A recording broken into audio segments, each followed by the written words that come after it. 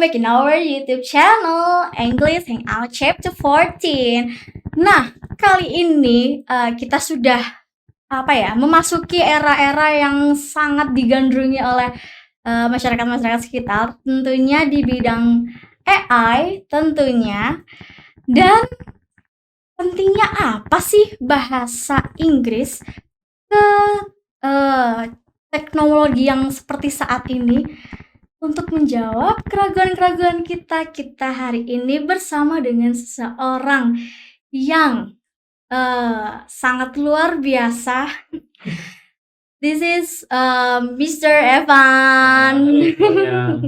Hai, dia adalah seorang manajer dari Coding Next. Coding Next, betul. Betul. Oke, boleh diceritakan sedikit Mr. Evan, Coding Next itu apa sih? Oke. Jadi Coding Next itu adalah kursus yang mengajarkan teknologi pada anak-anak. Jadi kalau dulu programming atau coding itu dipelajari oleh anak-anak kuliahan ya. Tapi sekarang karena era dunianya sudah maju juga, jadi anak-anak belajar sejak dini. Oh, keren. Bahkan kita mulai pembelajaran mulai umur 4 tahun. 4 tahun belajar coding supaya ketika mereka makin besar, mereka itu benar-benar bisa adapt dengan teknologi dan mereka nggak ketinggalan. Tujuan kita adalah kita menciptakan the future creator. Jadi kita nggak kalah sama orang luar yang mungkin secara sumber daya dan alat teknologi itu lebih maju daripada Indonesia saat ini. Tapi kita persiapkan SDM-nya supaya siap juga nih menghadapi era teknologi. Mulai sejak dini ya? Betul, sejak dini. Wow, keren sekali. Ini berarti sudah lama di Surabaya atau hanya di beberapa tempat tertentu? Oke, jadi kalau Coding Next ini punya banyak cabang. Kalau di pusatnya di Jakarta, tapi di Surabaya sini ada 3 lokasi saat ini. Ada di Surabaya Citraland, itu tempat saya yang saya handle. Lalu ada di Surabaya Timur dan juga di Ciputra World. Oke, berbicara tentang coding nih Mr. Evan, Via sangat I want to kill my curiosity. Oke. Ini kan karena Via kan dari prodi sastra Inggris nih, bahasa Inggris. Nah, kira-kira bisa nggak ya sudah terlalu lama ini belajar untuk ke coding itu make sense nggak sih ya? Atau harus punya apa dulu gitu biar bisa belajar coding dulu gitu, enggak? Oke. Sebetulnya nggak perlu ada syarat khusus ya, karena setiap orang bisa memulainya. Bahkan kalau sekarang yang jamak sekali di Indonesia pun itu banyak bootcamp yang membuat orang-orang yang dulunya backgroundnya itu non IT, misalkan jurusannya sastra Inggris atau mungkin jurusan agama, bisnis dan lain-lain, tapi ingin memasuki pekerjaan di bidang IT, mereka bisa belajar di bootcamp dalam waktu yang dijanjikan sangat singkat, misalkan 3-6 bulan. Mereka dipersiapkan sehingga mereka bisa masuk ke dunia pendidikan atau pekerjaan yang berhubungan dengan teknologi. Jadi nggak terlambat. Memang kalau dibilang anak umur 4 aja udah kita ajarin, apalagi yang udah umur 20 sekian atau 30. Tapi nggak ada telat. Karena saya pun sampai detik ini masih belajar terus supaya kita ini nggak kalah sama yang di luar ya. Oke, for your information guys. Nah, jadi beliau ini adalah salah satu pengguna alumni kita, yaitu Miss Eris, yang salah satu praktisi dosen mengajar kita di bidang translation. Nah, talking about translation nih, Mr. Evan, perkembangan zaman saat ini kan sudah sangat maju ya. Betul. Apalagi sekarang banyak yang menggunakan kayak yang kita tahu itu kayak Google Translation. Nah, berarti kan kita sebagai manusia ini di-upgrade oleh si AI ini. Itu prosesnya itu seperti apa dan kedepannya itu apakah akan menjadi sebuah ancaman untuk kita ini? Apalagi kan semuanya sudah teknologi kan. Betul. Nah, menarik sekali karena saya punya beberapa komunitas dan sejujurnya ini menjadi ketakutan banyak orang, terutama anak-anak muda yang dulunya nggak pernah belajar coding, nggak zamanin ya, kalau udah gede sekarang. Tapi ketika masuk ke dunia teknologi, masuk ke dunia pekerjaan, dituntut untuk udah bisa, karena lowongan-lowongan yang ada kebanyakan butuh coding. Jadi mereka bingung di posisi ini. Ini yang berhubungan dengan teknologi, yang tidak pun kena dampaknya. Karena tadi dibilang ada Google Translate yang pertama. Dulu kalau kita lihat Google Translate masih sering jadi bahan olo-oloan ya. Oh iya. Hasil translate-nya sangat kaku. Betul.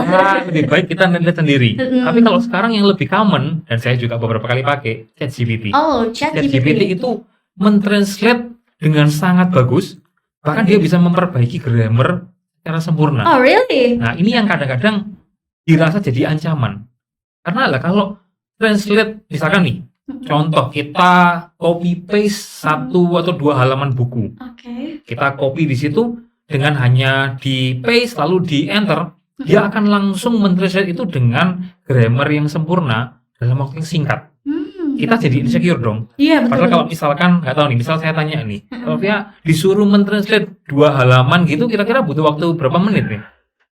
Tergantung juga konteksnya ya, kan, karena bahasa Inggris punya banyak arti juga. Betul. Tapi kalau detik bisa nggak? No. Nah, ini kadang-kadang yang membuat kita merasa wah ini kita terancam nih. Kalau dia bisa bikin hasil dalam detik kan, gimana kita bisa mengalahkan mereka? Betul. Tapi sebenarnya saya sebagai pengguna teknologi dan bukan hanya pengguna, tapi karena kita juga berkecimpung di dunia creator ya, kita menciptakan teknologi. Sebetulnya kalau saya bisa share ini, semoga ini jadi jawaban. Sebetulnya teknologi termasuk ChatGPT itu bukan ancaman.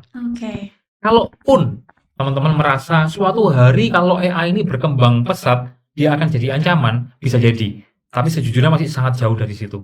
Masih butuh waktu sangat lama.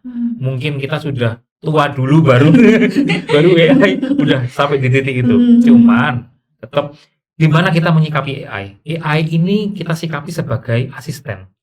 Jadi kalau saya pakai, misalkan ketika saya mentranslate sebuah dokumen, memang kalau kita cari cara instan, kita tinggal copas aja udah jadi. Tapi artinya kan hasilnya keluar, kitanya nggak improve. Betul nggak? Padahal yang kita butuhkan sejujurnya bukan hasilnya doang yang bagus. Itu benar, itu iya. Tapi kitanya itu juga harus bagus sebagai manusianya. Improvement. Kalau kita terbiasa menggunakan ChatGPT dengan cara instan, benar hasil kita seolah bagus. Wah, yang kita tulis ini dapat recognition, dapat improvement. Tapi sebenarnya kualitas kita nggak nyampe ke situ karena yang mengerjakan itu ChatGPT. Betul juga ya. Iya. Jadi gimana caranya? Kalau saya biasanya, misalkan membuat sebuah surat, wah nggak pede nih buat surat tapi berbahasa Inggris, takutnya grammarnya salah. Kalau saya tulis dulu sebisa saya. Saya tulis, jadi maka saya akan minta ChatGPT tolong perbaiki kalau ada grammar yang salah. Ketika dia hasilkan hasilnya, saya nggak otomatis hanya submit hasilnya, tapi saya compare. Oh tadi saya kurang bagus di sini ya. Ternyata grammarnya ini bisa diperbaiki loh. Jadi saya pakai ChatGPT sebagai sarana belajar. Walaupun memang nanti ujungnya yang saya submit adalah hasil yang ChatGPT, tapi kan saya improve, saya belajar. Sehingga someday saya pernah kemarin satu titik mentranslate sesuatu dan saya compare hampir tidak ada beda. Artinya saya pun improve. Dari pertama kali saya pakai ChatGPT dengan sekarang ada improvement. Dalam hal ini AI membuat saya bertumbuh sehingga kalau dunianya membutuhkan orang-orang yang jago, saya bisa terus bersaing di situ. Gitu. Cukup menjawab, cukup menarik sekali topik pada kali ini. Berarti bisa dikatakan coding itu as a language juga gitu. Berarti kan di awalnya kita harus mempersiapkan bahasa-bahasa yang dibutuhkan untuk si coding tersebut gitu kan. Betul. Jadi ini karena Via nggak tahu ya Mister ya. Si coding ini berarti di awalnya itu kita harus memasukkan formula-formula tertentu gitu in English dulu atau bagaimana untuk menjadikan sebuah karya seperti supaya jadi program, jadi game. Menarik. Karena sebetulnya coding itu bahasa lainnya adalah programming language. Yaitu bahasa pemrograman. Dia juga bahasa. Kalau kita pakai bahasa Inggris, bahasa mungkin yang lain, Mandarin, Jepang, Korea, untuk berkomunikasi dengan manusia, basically coding itu kita pakai untuk berkomunikasi dengan komputer. Supaya komputer itu bisa mengerti apa yang kita mau. Tapi menarik, karena saya sejujurnya punya passion juga untuk belajar bahasa. Sampai hari ini saya belajar 3 bahasa secara aktif, yaitu bahasa Inggris, bahasa Korea, sama Jerman. Itu yang saya pelajari. Nah, tapi saya menemukan kesamaan ketika belajar bahasa dan belajar coding. Karena coding itu juga punya yang kita sebut vocab atau grammar. Bedanya kalau di coding kita nggak sebut vocab, vocabulary atau grammar, tapi vocab itu sintaks ininya, nama kodenya, functionnya, itu semua kita hafalkan seolah kita menghafalkan vocabulary. Tapi kita juga nggak mungkin kan hafal vocab aja, tapi kita taruhnya berantakan. Pasti kata-katanya juga hasilnya nggak karuan. Sama juga coding juga sama. Sequence dalam kita taruh kode atau vocab tadi itu penting. Nah itu sisi grammarnya. Sehingga kalau kita taruh dengan susunan yang tepat, maka hasilnya akan menghasilkan hasil yang kita mau juga. Jadi mirip, dan saya merasa kalau teman-teman di sini belajar bahasa, dalam hal ini bahasa Inggris, itu nilai plus. Karena coding itu dibuat oleh orang luar ya, orang barat gitu. Jadi semua bahasanya itu in English. Jadi makanya teman-teman ketika belajar akan lebih menemukan kemudahan dibandingkan orang yang mungkin tidak bisa berbahasa Inggris sama sekali. Poin lebihnya ya. Betul, poin lebihnya. Berarti pada dasarnya memang semuanya itu berkesinambungan. Betul, berarti intinya ada challenge tersendiri. Nah ini kalau untuk mohon maaf, kalau untuk yang di usia 4 tahun itu untuk adaptasinya gimana ya Mister? Karena kan ini English ya. Itu bagaimana untuk ke mereka? Kalau usia 4 tahun tidak terlalu banyak teks. Yang kita ajarkan ke anak-anak apa? Logikanya dan konsepnya. Sehingga anak-anak tidak perlu mempelajari bahasa Inggrisnya dulu. Tapi sambil mereka belajar coding, mereka belajar bahasa Inggris di saat yang bersamaan gitu. Jadi anak-anak tentu masih merasa mereka itu bermain ketika belajar. Iya, betul. Bahkan seringkali ada anak yang belajar tempat kita, ketika pulang ditanya mamanya, tadi belajar apa? Main.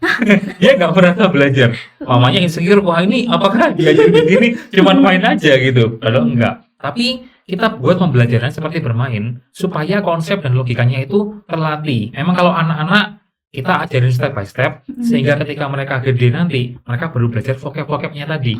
Gitu. Mulai belajar sintaks itu apa, mulai ngetik, tapi logika udah kuat gitu. Basicnya dulu berarti. Basicnya, betul, itu diperkuat dulu.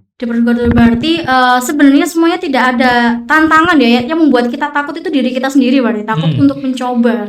Betul.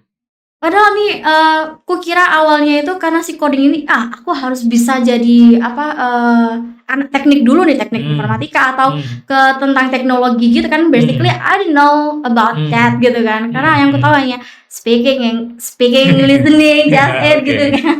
Berarti sekarang semuanya sudah beralih ke teknologi. Apakah sekarang juga ada ya Mister, kayak kita ngobrol Indonesia tapi disampaikan dalam bahasa lain itu juga menggunakan AI ini, atau adakah atau aplikasi atau apa gitu? Oke, itu pernah. Pernah tahu nggak video Bapak Presiden kita Pak Jokowi tiba-tiba muncul di satu video dia berbahasa Mandarin.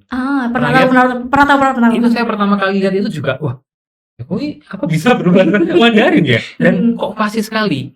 Tapi ternyata beberapa lama setelah itu kita tahu bahwa itu adalah buatan teknologi AI yang namanya deepfake. Apa? Deepfake. Ya. Deepfake ini satu teknologi AI yang bisa membuat, misalkan nih, dia ngomong dalam bahasa Inggris yang udah jago, ya kan? Ngomong. Tapi ditranslate dalam bahasa apapun yang kamu mau. Misalkan dibuat bahasa Jepang. Nanti akan kalimatnya, suara, tonasinya itu akan berubah jadi bahasa Jepang. Kan mimik wajah atau mimik mulutnya juga akan mengikuti. Seolah-olah di video itu dia itu berbicara bahasa Jepang. Nah, itu juga jadi pertanyaan yang sama. Lah kalau kita sudah bisa bikin, aku bikin cuman rekaman bahasa Inggris saja, bisa dipakai teknologi deepfake, berubah menjadi rekaman kita ngomong dalam bahasa-bahasa yang lain juga bisa. Kita sebarkan itu. Aku bisa bahasa Jerman, aku bisa bahasa apa misalnya Afrika mungkin, aku bisa bahasa India gitu. Wah, kita bisa banyak bahasa. Tapi sejujurnya ya it's for fun only. Mungkin kita bisa pakai itu dalam sisi profesionalitas. Tapi pertanyaannya, kalau kita nggak sungguh-sungguh belajar bahasanya, kita cuman, misalnya nih, ini contoh nih. Tadi mungkin ada teman-teman yang merasa, belajar bahasa Inggris ini masih perlu nggak ya? Iya, betul. Misalkan teman-teman bilang nggak bisa bahasa Inggris, kan betul kali ya nggak bisa bahasa Inggris. Gitu. Nah ini, jadi kalau teman-teman merasa, ada deepfake, aku ngomong bahasa Indonesia aja, ntar aku translate bahasa Inggris. Bisa. Orang akan mengira, orang luar akan mengira aku bisa bahasa Inggris. Iya, Tapi apakah orang luar akan selalu ngomong sama rekaman kita? Oh iya, Nantinya betul juga. kalau kita dapat opportunity, oh, ini orang hebat nih, bisa 5 bahasa, kita diundang, nyatanya waktu ke sana, tunggu ya, aku rekam dulu ya, nggak bisa ngomong langsung kan ya, jadinya kurang ya. Jadi kembali lagi, sebenarnya teknologi itu bisa meningkat, kitanya jangan insecure, kita pakai teknologi itu untuk mengasah kita, sehingga kita sama teknologi ini berjalan beriringan, dan kita pakai teknologi ini buat kita belajar lebih cepat. Karena saya belajar bahasa juga jadi jauh lebih cepat ketika mempergunakan ChatGPT tadi, gitu.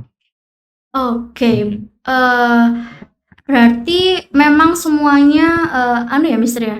Kita tidak boleh melihat itu dari satu sudut pandang aja berarti ya. Betul. Kalau melihatnya dia sebagai ancaman, sampai kapanpun itu dia akan menjadi sebuah ancaman. Tapi kalau dia sebagai peluang, kita bisa memanfaatkannya beriringan itu tadi. Betul. Tergantung kita melihatnya seperti apa tadi. Kalau AI dianggap sebagai ancaman, memang betul. Itu ancaman untuk orang-orang yang sorry to say tidak mau belajar. Oh yes. Karena kalau kita nggak mau belajar, kita nggak mau improve, nggak mau belajar bahasa nih misalkan, ya AI akan mengalahkan kita pasti, gitu. Tapi kalau kita pakai AI untuk belajar, justru kita lebih cepat lagi belajar. Kita jago juga secara manusianya, kita akan bisa menggunakan AI ini sebagai asisten kita, sehingga dia bukan lagi ancaman. Jadi tergantung mentalitas kita juga ya, seperti apa gitu. Betul. Ini Mr. Evan berarti basically memang ada IT atau dari backgroundnya ya? Oke. Secara background memang IT. Saya dulu berkuliah di Stikom Surabaya, sekarang jadi Universitas Dinamika. Iya, Dinamika. Jadi di situ jurusannya sistem informasi, tapi memang dunia teknologi ini berkembang begitu pesat, sehingga apa yang saya pelajari waktu itu, kalau saya ngandalin itu aja, itu udah pasti ketinggalan. Jadi tetap sampai sekarang saya terus belajar, saya terus mengikuti beberapa webinar, pelatihan, courses yang diadakan di luar, supaya kita juga terus belajar ya. Upgrading. Betul. Berarti sekali lagi ya, ini bukanlah sebuah ancaman, tapi adalah opportunity kita. Tapi pernah nggak sih Mr. Evan di suatu titik, udah aku stuck nih, udah aku nggak bisa mau kemana-mana nih, ternyata seperti ini nih AI itu bikin aku pusing gitu. Pernah nggak suatu ketika Mr. Evan mengalami seperti itu di saat titik-titik apa gitu? Pernah sebentar, karena memang dunia perkembangan AI ini begitu cepat ya. Betul. Sehingga saya pernah merasa, wah kalau saya cuma berhenti di sisi user AI aja, nanti semua orang akan jadi user. Jadi saya pengen jadi creator. Tapi dunia AI ini dunia yang sangat dalam, sehingga butuh waktu yang cukup banyak yang harus dihabiskan untuk belajar itu. Nah, akhirnya secara karena kita juga sudah kerja juga ya full time, kadang-kadang kita punya kesibukan sehingga kita nggak bisa maksimal. Karena kita merasa AI ini bertumbuh lebih cepat daripada kita, gitu. Tapi yang buat saya akhirnya memutuskan untuk terus belajar adalah nggak apa-apa. Patokan kita bukan seberapa cepat teknologi ini berkembang, tapi lawan kita bahkan bukan orang lain sebetulnya, tapi lawan kita adalah diri kita sendiri. Ini pasti sering dikatakan gitu loh. Kita cukup berusaha jadi versi yang lebih baik daripada kita yang kemarin. Jadi kalau ada teman-teman kita yang di kampus misalkan nih, kok dia belajar gampang banget ya, kayaknya belajar bentar langsung jago. Nggak apa-apa. Kita yang mungkin merasa harus belajar lebih lama, nggak apa-apa. Yang penting kita yang sekarang belajar hal baru ini lebih tahu atau lebih bisa daripada kita yang kemarin. Karena pada akhirnya kita nggak akan selalu dikompar sama orang kok. Rezeki itu kan kembali ke masing-masing ya. Betul. Tapi kalau rezeki datang ke kita tapi kitanya nggak ready, itu juga hilang juga gitu. Kembali lagi ke diri kita masing-masing. Betul. Kapan waktunya kita untuk siap menerima ilmu? Kan kembali lagi nih, kita harus kosongkan gelas lagi kalau ketemu hal baru untuk diisi biar dia tidak tumpah. Betul. Berarti yang tahu capability-nya itu hanya kita sendiri. Tapi tidak boleh menutup kemungkinan kalau itu adalah sebuah pelajaran yang bisa kita ambil, begitu ya, Mr. Evan ya. Betul banget. Mr. Evan ya, ada nggak sih suggestion? Maybe ini mungkin buat Alfia juga ya, dan teman-teman yang lain yang menganggap suatu hal itu impossible for me. Apalagi di bidang yang sudah seperti yang Mr. Evan katakan tadi, kita harus mengikuti seiring berjalannya perkembangan yang ada itu. Gimana kita ini biar bisa move forward, step lebih maju lagi gitu, gimana ya caranya? Oke. Jadi mungkin saran yang bisa aku sampaikan ke teman-teman adalah buat target yang tidak terlalu jauh. Tapi kadang-kadang aku lihat banyak orang itu tidak punya goal yang jelas. Goalnya itu terlalu mengawang-awang ya, nggak clear. Cari goal yang jelas, yang nggak terlalu jauh. Misalkan, oh aku kok pingin ya jadi atau bekerja di bidang ini. Nah, coba kalau kita sekarang merasa belum bisa ke situ, itu sesuatu yang jauh. Coba lihat apa yang kita perlukan untuk nyampe ke situ. Ini juga saya lakukan. Jadi teman-teman misalkan lihat lowongan, requirement-nya kok nggak sesuai ya. Ada yang aku udah bisa, ada yang enggak. Yang enggak itu jadi tempat atau jadi apa ya, goal kita untuk kita sekarang belajar. Nah, ini jadikan jangan cuma jadi goal yang besar, tapi jadikan dengan skala yang kecil-kecil. Hal-hal yang actionable yang bisa kita lakukan, sehingga nggak perlu melihat, wah kok cepet, kok besar, kok banyak. Tapi fokus ke hari ini aku mau belajar A, besok B, besok C, sesuai dengan goal kita yang awal. Pasti nih saya kita akan terus melangkah maju ya ke arah yang kita harapkan tadi. Gitu. Intinya tetap kita harus konsisten ya, tidak boleh mengawang. Iya. Sekali lagi, jangan menganggap semua itu adalah sebuah ancaman. Betul. Duh, Mr. Evan sudah membuka mata via lebar-lebar. Ternyata ini ya hal yang via takutkan, apalagi teman-teman takutkan pada saat ini gitu kan. Berarti tidak ada batasan waktu dan usia teman-teman untuk belajar apapun itu tidak menutup kemungkinan, dan dimanapun itu kalau mau info tentang coding yang seperti apa, mungkin masih kepo-kepo bisa langsung ke Mr. Evan di Coding Next. Oke, bisa di search aja itu di Coding Next. Dan juga kalau mau belajar bahasa Inggris, tetap nantinya kalau sudah bisa nih, sudah tahu basicnya tadi, bisa lanjut berkuliah di Fakultas Bahasa dan Sastra, program studi sastra Inggris. Oke, teman-teman, materinya sangat luar biasa dengan Mr. Evan, apalagi langsung manajernya nih langsung yang kita datangkan untuk menjawab hal-hal yang menakutkan ini. Thank you for coming, Mr. Evan. Oke, teman-teman, that's all for today. That's all for this chapter. Don't forget, subscribe this video and like and share, and don't forget, come and join us in Fakultas Bahasa dan Sastra, program studi sastra Inggris. Dan juga untuk yang belajar coding lebih lanjut bisa langsung ke Coding Next untuk lebih lanjutnya. Oke, see you. Bye.